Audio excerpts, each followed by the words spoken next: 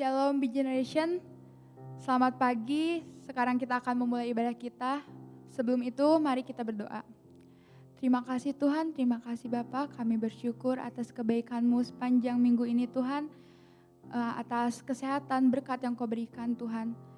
Sebentar kami mau ibadah Tuhan, kiranya Engkau berkati ibadah ini Tuhan dari awal, tengah hingga akhir Tuhan. Terima kasih Tuhan. Berkati juga pembicara yang akan memberitakan firman-Mu Tuhan. Haleluya. Dalam Yesus, amin.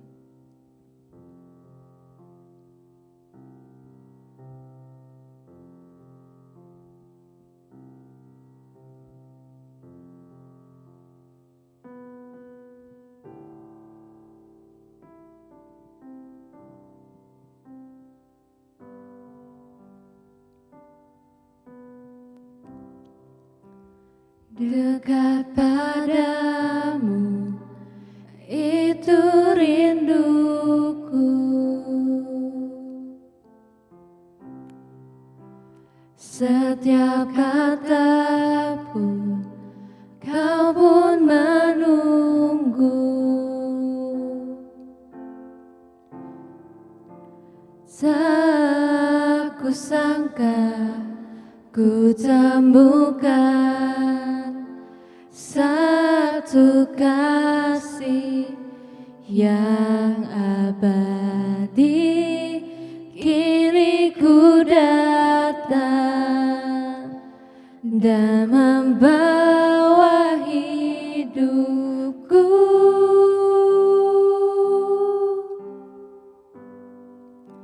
Memandang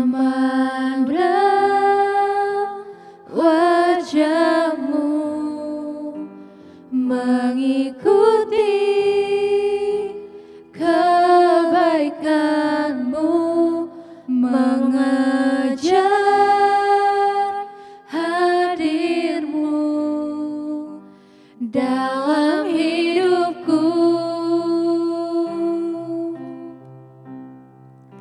Membawa sembahku, menyatakan kebesaran-Mu, mengejar hadir-Mu dalam hidupku.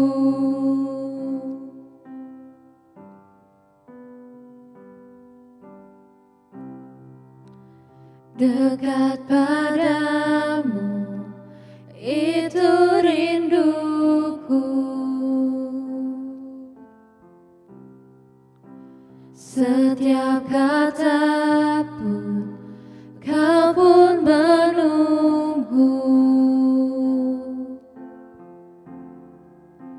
Tak kusangka ku temukan satu kasih yang abadi. Kini ku datang dan membawa hidupku.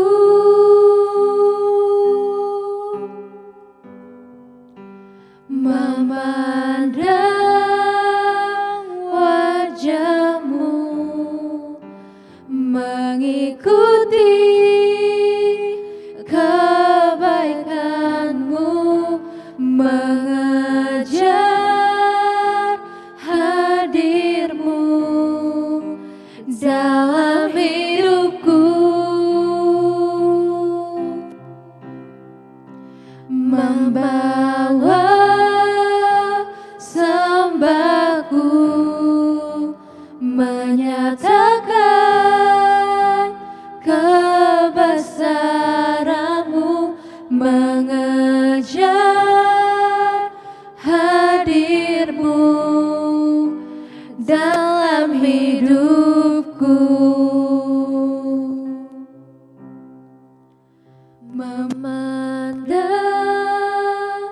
wajah-Mu, mengikuti kebaikan-Mu, mengejar hadir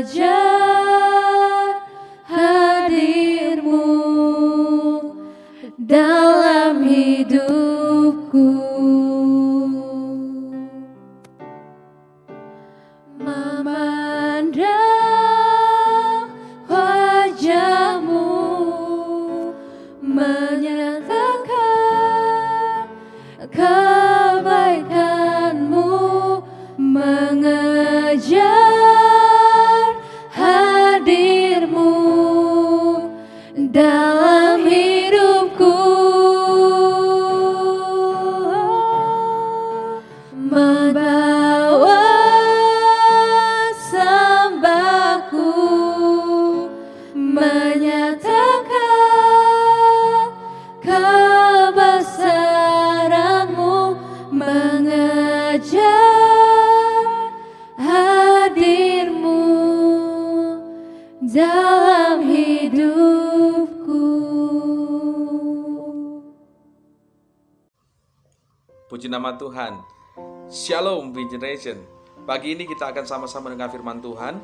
Namun sebelum kita dengar firman Tuhan, kita berdoa terlebih dahulu. Bapa, kami bersyukur untuk kemurahan-Mu dalam kehidupan kami. Biarlah pada pagi hari ini kami sama-sama mendengar firman Tuhan yang menjadi kekuatan buat kami semua yang mendengarkan, bahkan hamba-Mu yang menyampaikan, biarlah tetap dalam pengurapan kasih sayang Tuhan, sehingga firman Tuhan ini bukan hanya sesuatu yang kami dengar, tapi kami mau lakukan dalam kehidupan kami sehari-hari di masa muda kami. Karena itu Tuhan, biarlah Engkau yang campur tangan, menolong kami, sehingga kami memahami setiap apa yang Tuhan perintahkan, bahkan apa yang Tuhan firmankan buat hamba-Mu dan juga buat jemaat Be Generation pada pagi hari ini. Kami sambut firman-Mu dalam nama Yesus kami berdoa bersyukur. Amin. Puji Tuhan. Teman-teman dikasih Tuhan, saya percaya bahwa firman Tuhan yang akan disampaikan pada pagi hari ini adalah firman Tuhan yang harus kita hidupi dan kita lakukan dalam kehidupan kita sehari-hari. Nah, hari ini kita akan membahas mengenai hakikat kekristenan. Mari kita buka firman Tuhan dalam Injil Yohanes pasal yang ke-13 ayat 34 sampai dengan ayat yang ke-35. Yohanes 13 ayat 34 sampai 35. Aku memberitakan perintah baru kepada kamu supaya kamu saling mengasihi, sama seperti aku telah mengasihi kamu, demikian pula kamu harus saling mengasihi. Dengan demikian, semua orang akan tahu bahwa kamu adalah murid-muridku, yaitu jikalau kamu saling mengasihi. Ayat ini jelas sekali menyatakan bahwa menjadi pengikut Kristus ternyata tidak gampang, teman-teman.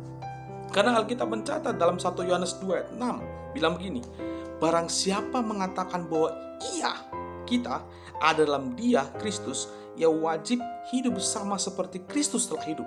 Jadi jelas, di segala aspek kehidupan kita harus benar-benar meneladani bagaimana Kristus hidup. Dan jelas itu tidak mudah, namun harus kita praktekkan dan teladani kehidupan Kristus. Karena itu esensi kekristenan adalah supaya kita menjadi serupa dengan Kristus. Nah, teman-teman dikasihi, pada nats ini diceritakan bahwa sebetulnya dalam Yohanes, satu kali Yesus berkumpul dengan para murid-muridnya dan menceritakan tentang apa yang akan terjadi dengan dirinya, yang akan mati kemudian disalibkan di atas bukit Golgota, yang nanti sebentar lagi kita akan peringati bersama. Nah, selain itu, Yesus juga memberitahukan bahwa salah satu dari mereka akan menjadi pengkhianat, seperti yang dikatakan Tuhan dalam Injil Yohanes 13 ayat 21 itu. Sesungguhnya seorang di antara kamu akan menyerahkan aku, yang kepadanya, kata Yesus, akan memberikan roti, mencelupkannya. Sesudah berkata demikian, ia mengambil roti, mencelupkannya dan memberikannya kepada Yudas, anak Simon Iskariot. Kalau saudara baca dalam Yohanes pasal 13, 21 dan 26. Di hadapan para muridnya, Yesus sedang memberikan sebuah perintah yang sangat penting dan harus ditaati dan dipraktekkan. Yaitu apa? Yaitu supaya kamu saling mengasihi. Sama seperti aku, kata Yesus, telah mengasihi kamu, demikian pula kamu harus mengasihi. Dengan demikian semua orang akan tahu, kata Yesus, bahwa kamu adalah murid-muridku, yaitu jikalau kamu saling mengasihi. Wow, inilah perintah yang sangat luar biasa. Jadi jika perintah itu adalah kasih, kata Yesus, maka kita sebagai muridnya harus saling mengasihi. Walaupun mungkin kita sering berkata begini dalam masa muda kita, di hati kita, bosanlah yang dibicarakan tentang kasih mulu. Bosanlah orang Kristen semua sama aja, ngomong kasih tapi tidak menghidupi kasih itu. Memang harus diakui bahwa persepsi orang tentang Kristen pada zaman ini berbeda sekali dengan persepsi orang waktu istilah Kristen itu baru muncul. Jadi sebenarnya kalau kita lihat sejarah, istilah kekristenan atau Kristen pada awal muncul di Antiokhia Syria sesuai dengan Alkitab dalam Kisah Rasul pasal yang 11 ayat 26 bilang begini. Mereka tinggal bersama-sama dengan jemaat itu 1 tahun lamanya. 1 tahun lamanya. Kemudian sambil mengajar banyak orang, di Antiokhia lah murid-murid itu untuk pertama kalinya disebut Kristen. Jadi pada mulanya yang disebut Kristen itu adalah murid-murid Yesus Kristus. Jadi sebutan Kristen itu pada mulanya adalah dari orang lain, bukan dari murid-murid itu sendiri. Kristus sendiri tidak menyebutkan mereka sebagai Kristen, melainkan kalau kita dengar Yesus sering menyebutkan murid-muridku atau pengikutku, atau yang kita kenal sampai hari ini adalah dengan sebutan pengikut Kristus, murid-murid Kristus atau orang percaya untuk orang Kristen. Karena itu seharusnya kita memahami dengan benar hakikat dari kekristenan itu sendiri. Seperti yang dijelaskan di awal, bahwa kita adalah murid Kristus, itu saja. Dan goalnya harus serupa dengan Kristus. Mungkin kita berkata begini, kak, kata kasih terlalu mudah diucapin, tapi nerapinnya susah banget. Saya setuju, dan memang benar. Dalam Alkitab juga 1 Yohanes pasal yang ketiga ayat 18 menyatakan begini, anak-anakku, marilah kita mengasihi bukan dengan perkataan katanya, atau dengan lidah, tetapi dengan perbuatan dan ke dalam hidup kebenaran. Jadi Alkitab itu menyatakan bahwa di masa-masa akhir ini kebanyakan orang itu kasihnya menjadi dingin. Betul kan? Orang tidak lagi punya kepedulian terhadap sesamanya, karena fokus hidupnya adalah untuk dirinya sendiri. Itu yang terjadi hari-hari ini. Karena itu kata kasih acap kali hanya sekedar slogan yang tak berhenti digombar-gemborkan, tapi tidak ada wujud nyatanya, termasuk dalam kehidupan kekristenan saat ini. Karena itu teman-teman Big Generation, kita diingatkan kembali melalui firman Tuhan ini, bahwa kita harus mengetahui hakikat dari Kristen itu sendiri. Bagaimana kita harus mengekspresikan kasih itu. Ada beberapa hal yang kita bisa pelajari pada pagi hari ini. Yang pertama, hal yang sering Yesus ucapkan berulang kali adalah jangan membalas kejahatan dengan yang jahat. Itu adalah esensi kekristenan yang sejati. Kasih, jangan membalas. Mengapa? Karena dalam firman Tuhan menyatakan bahwa janganlah kamu heran saudara-saudara apabila dunia membenci kamu. Kita tahu bahwa kita sudah berpindah dari alam maut ke dalam hidup karena kita mengasihi saudara kita. Barang siapa tidak mengasihi, ia tetap di dalam maut. Kalau orang dunia berprinsip bahwa pembalasan lebih kejam dari perbuatan, firman Tuhan berbeda. Tuhan mengajarkan tentang konsep kasih, supaya jangan ada orang yang membalas kejahat dengan yang jahat, tetapi usahakanlah senantiasa, kata Tuhan, yang baik terhadap kamu masing-masing dan terhadap semua orang. Itu bisa baca 1 Tesalonika 5 ayat 15. Kehendak Tuhan adalah kalahkan kejahatan dengan kebaikan. Karena itu teman-teman dikasih Tuhan, ini adalah sebuah prinsip kasih yang harus kita terapkan dalam kehidupan kita sehari-hari. Ketika Yesus mati di kayu salib, dia mau berkorban untuk saya dan saudara. Buat teman-teman Big Generation, dia seringkali mengungkapkan kata yang sangat indah. Ampunilah akan kesalahan mereka, karena mereka tidak tahu apa yang mereka perbuat. Kata itulah yang terus dikumandangkan dalam firman Tuhan, dan itulah yang menjadi sari dari kekristenan, yaitu kasih itu sendiri. Kasih yang berkorban. Teman-teman Big Generation, mungkin kita sangat sulit sekali untuk mengampuni orang lain, tapi mau tidak mau Alkitab menyatakan bahwa ampunilah, sama seperti Kristus telah mengampuni kamu. Kita yang dulunya orang berdosa harus belajar mengasihi, mengampuni orang yang bersalah kepada kita. Tidak mudah teman-teman dikasih Tuhan. Tidak mudah untuk kita bisa mengampuni, tapi itulah bentuk pengorbanan.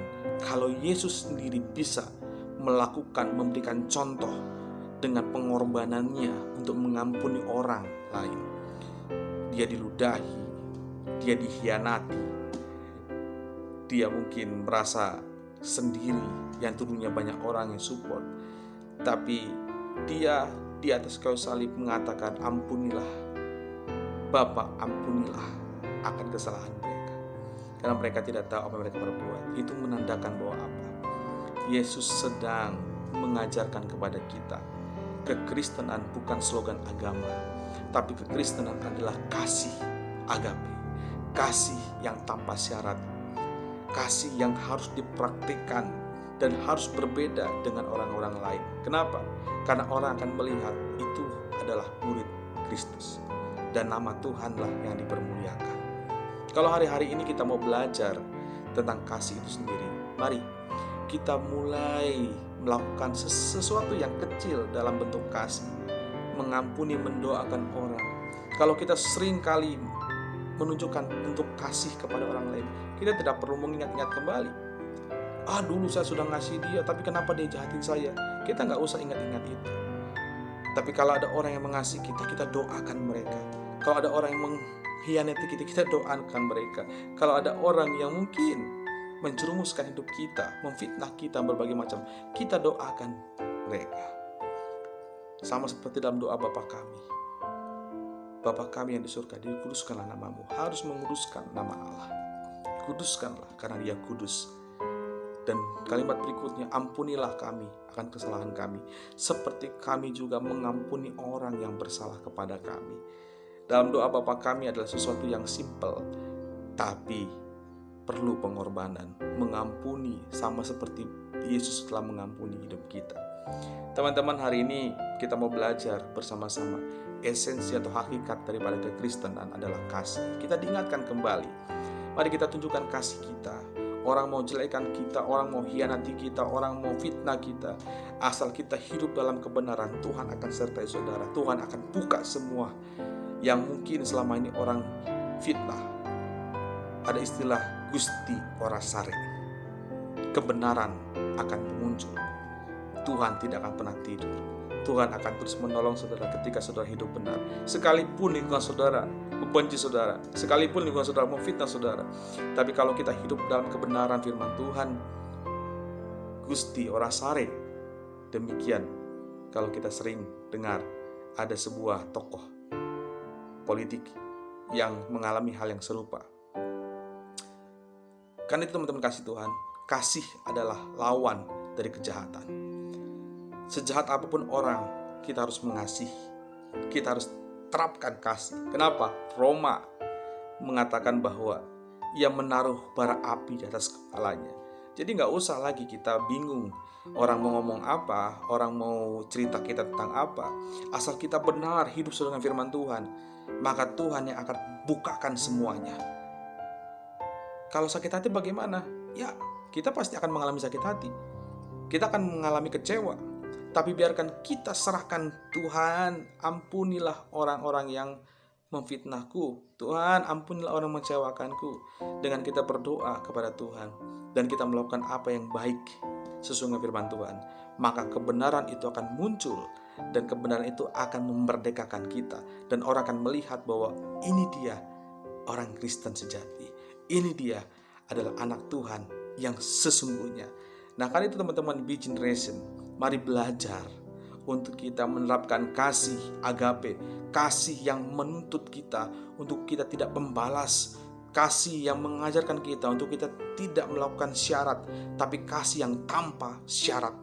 Jadi karena itu teman-teman, ingatlah satu hal yang paling penting, agar kita sama-sama belajar mengenai esensi kasih itu sendiri, untuk kita tidak membalas kejahatan dengan yang jahat, tapi kita membalas sesuatu yang jahat dengan mendoakan mereka, minta Tuhan berperkara ajaib.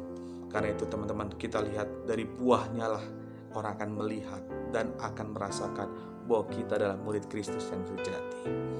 Yang kedua, saudaraku, kita harus punya sikap yang suka menolong orang lain. Alkitab menyatakan bahwa barang siapa mempunyai harta dunia dan melihat saudaranya menderita kekurangan, tetapi menuntut pintu hati terhadap saudaranya itu, bagaimanakah kasih Allah dapat tetap hidup di dalam dirinya? Banyak orang suka menunda-nunda menolong orang lain dengan alasan yang paling sering kita dengar. Untuk kebutuhan sendiri aja belum cukup, masa kita nolong orang lain? Alkitab bilang begini, janganlah menahan kebaikan daripada orang-orang yang berhak menerimanya, padahal engkau mampu melakukannya. Nah teman-teman dikasih Tuhan, ayat ini dengan jelas menyatakan hal demikian. Janganlah kita menahan-nahan untuk kita memberikan sesuatu, bukan hanya materi, mungkin dengan kepintaran kita, dengan ilmu yang kita punya, kita harus mengajarkan kepada orang yang membutuhkan. Bahkan Alkitab bilang, kamu mampu melakukannya. Kalau kita mampu melakukannya dan kita tahan, itu sudah dosa. Karena itu teman-teman kasih Tuhan, poin yang kedua ini, kita harus berani untuk menolong orang-orang sekitar kita. Dengan berbagai potensi yang kita miliki, kita harus tunjukkan bahwa kita adalah murid Kristus yang sejati. Teman-teman Big Generation, karena itu bentuk kasih yang Yesus ajarkan bukan hanya sebatas kata-kata, tapi perbuatan. Dalam bentuk perbuatan kita menolong orang-orang yang membutuhkan bantuan kita.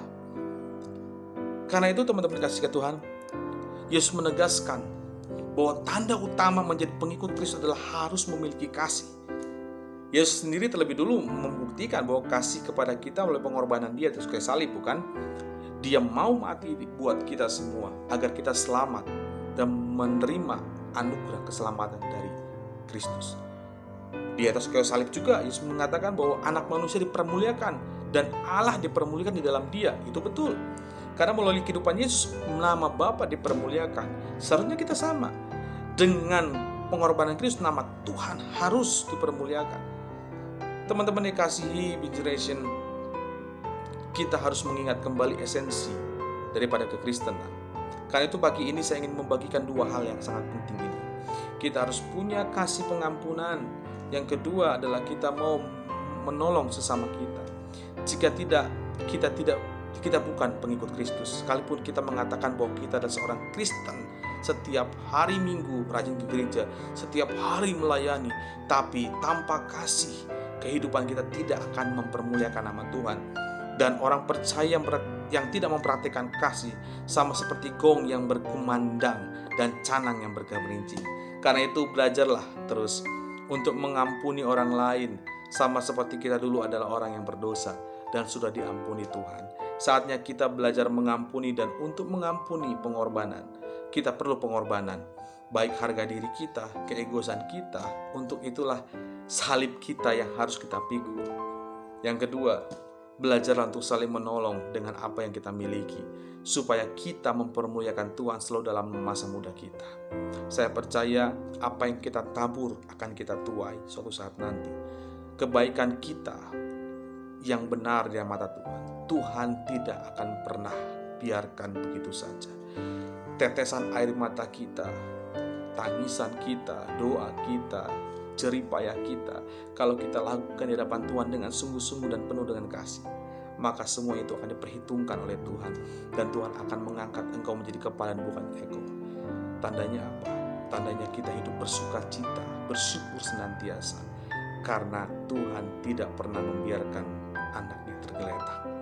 Sekalipun saudara dihina dan berbagai macam hal dalam hidup ini, mengalami pergumulan hidup yang begitu berat, kalau kita menerapkan hakikat kekristenan kasih itu, maka Tuhan akan terus bela dan jemur tangan. Bahkan Tuhan akan menolong kita sampai datang kali yang kedua. Karena itu saudaraku dikasih Tuhan, Big Generation, mari kita hidupi kembali hakikat kekristenan itu sendiri. Jangan pernah pudar, jangan pernah Tuhan dipermalukan yang seharusnya Ia dipermuliakan. Jadi kita harus nantinya mempermuliakan Tuhan. Jangan karena hidup kita yang brengsek, akhirnya Tuhan dipermalukan. Dia tuh sudah ikut Kristus, melayani berbagai macam hal, tapi nilainya jeleknya minta ampun. Dia tuh sudah ikut Kristus, melayani Tuhan sepenuh waktu dan berbagai macam hal, tapi dia melawan orang tuanya. Lihat tuh, dia sebagai anak muda terus ikut Tuhan, baca Alkitab, status rohani, tapi kelakuan di sekolahnya sering ngebully orang dan berbagai macam hal. Karena itu saudaraku dikasih Tuhan, Big Generation, kita harus ingat perintah daripada Yesus itu sendiri. Di ayat yang ke-13, pasal 13 ayat yang ke-35 tadi. Dengan demikian semua orang akan tahu bahwa kamu adalah murid-muridku, jikalau kamu saling mengasihi. Kiranya firman Tuhan dapat kita praktekkan senantiasa dalam hidup ini, dan kita mempermuliakan Tuhan senantiasa. Maka kita akan terus hidup bersama dengan Kristus sampai Yesus datang kali yang kedua. Dan kita akan melihat kemurahan Tuhan turun atas kita semua ketika kita menghidupi firman Tuhan ini. Karena itu Generation tetap memiliki hakikat kasih itu sendiri, hakikat kekristenan itu sendiri, dan kita boleh berjalan masa muda kita untuk hidup sepenuhnya mempermuliakan nama Tuhan. Kiranya Tuhan memberkati kita semua. Shalom, Be Generation. God bless you.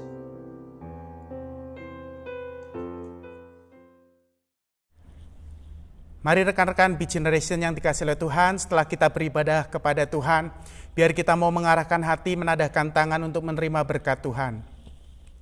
Tuhan memberkati engkau dan melindungi engkau. Tuhan menyinari engkau dengan wajah-Nya dan memberi engkau kasih karunia. Tuhan menghadapkan wajah-Nya kepadamu dan memberi engkau damai sejahtera. Oleh sebab itu, saudara-saudaraku yang dikasihi oleh Tuhan, mari sekarang terimalah berkat, rahmat anugerah dari Allah Bapa kita, cinta kasih sayang penyertaan putranya Tuhan kita Yesus Kristus, dan persekutuan damai dengan Roh Kudus, biar kiranya terus tinggal menyertai kita sekalian mulai saat ini, sampai Maranatha Tuhan Yesus datang kedua kalinya, bahkan sampai selama-lamanya. Demi nama Tuhan Yesus Kristus kami berdoa, kami terima berkat-Mu dengan penuh rasa syukur. Haleluya. Mari yang percaya sama-sama kita katakan amin. Tuhan memberkati kita sekalian.